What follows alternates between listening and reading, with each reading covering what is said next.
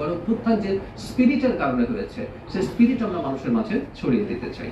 নিশ্চিতভাবেই এই সরকার ধারণ করে।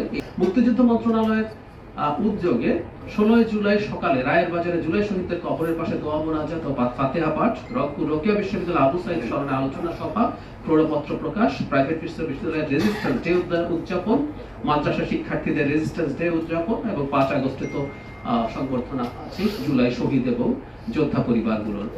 আমরা খুব সামনেই 16 তারিখ সম্ভবত আমরা খুবই সিগনিফিক্যান্টলি এই অভ্যুত্থানের, আমি একটু পেছনে যে সম্ভবত 15টাকে সিগনিফিক্যান্স শুরু হয় সবচেয়ে বেশি, কারণ ওই দিন ঢাকা ইউনিভার্সিটিতে ছাত্রলীগ হামলে করেছিল স্টুডেন্টদের উপর এবং অনেক নারী শিক্ষার্থী, অনেক ছাত্রী মারাত্মকভাবে আহত হয়েছিলেন। তারপর 16 তারিখ আবু সাইদ। আমরা জুলাইতে যা হয়েছে গণঅভ্যুত্থানকে নিশ্চিতভাবেই এই সরকার ধারণ করে। এই গণঅভ্যুত্থানে বিএনপির একটা খুবই গুরুত্বপূর্ণ হিস্সা আছে। বর্তমান প্রধানমন্ত্রী শুরু থেকেই এটার সাথে জড়িত ছিলেন, সুতরাং যথাযোগ্য মর্যাদা দিয়ে এটাকে পালন করা হবে। এবং শুধু পালন না, আমরা যে কথাটা রিপিট করার চেষ্টা করছি যে গণঅভ্যুত্থান যে স্পিরিটের কারণে হয়েছে সেই স্পিরিট আমরা মানুষের মাঝে ছড়িয়ে দিতে চাই।